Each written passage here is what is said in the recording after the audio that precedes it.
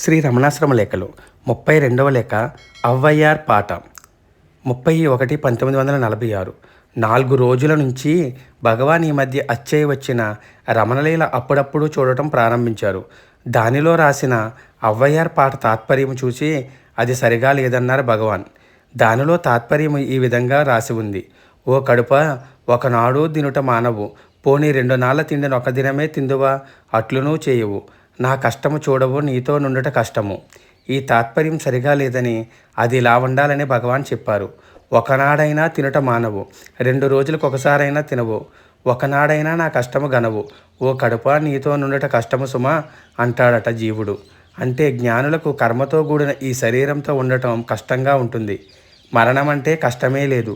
ఏమంటే ప్రాణం పోవుట స్వస్థితి యందు అనుగటే కదా వారికి. అందువల్ల కర్మతో కూడిన ఈ శరీరమందు ఉండట వారికి కష్టము. అదే ఆ పాట రాసిన పెద్దల అభిప్రాయం. మన బోంట్లకు చావంటే భయం. ఎందువల్ల?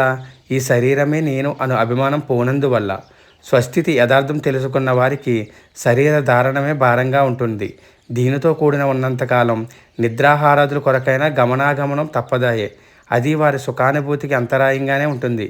వేసంగిలో మనకు కట్టుబట్టే భారంగా ఉన్నట్లు మీదు మిక్కిలి వారికి ఏదైనా ఉపచారం చేయబోతే చెమట బాధ వల్ల పైబట్టే తోసేద్దామని ఉంటే ఫుల్ సూట్ వేసుకోమన్నట్లు ఉంటుంది కాబోలు.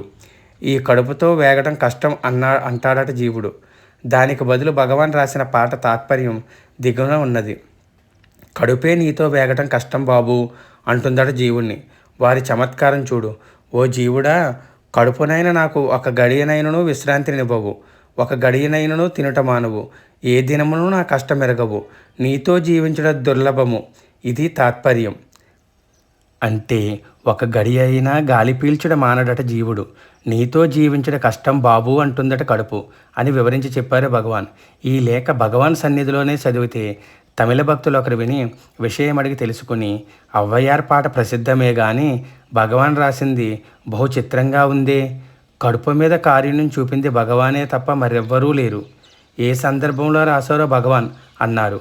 భగవాన్ నవ్వుతూ, అదా, ఒక చైత్ర పూర్ణిమ నాడు పిండి వంటలతో సహా అంతా చుష్టుగా తిని కూర్చున్నాం.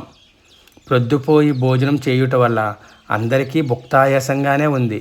అందులో సోమసుందర స్వామి హాల్లో పడుకుని దొర్లుతూ పొట్ట నిమురుకుంటూ వరుణాలునవై ఒలియన్రా లొలియాయ్ ఇరునాళైకే లెన్ర లేలాయ్ ఒరునాలుం ఇడుంబైకు రెండ్వైరే నీ పోహై ఉన్నోడు వాల్ద లరిదు అని అవ్వయ్యారు రాసిన వేన్పా పాడారు.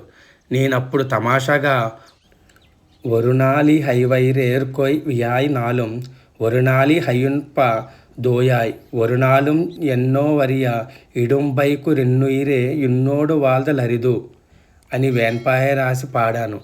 ఇప్పుడు అది చదివింది ఆ 2 పద్యాల తాత్పర్యమే అన్నారు.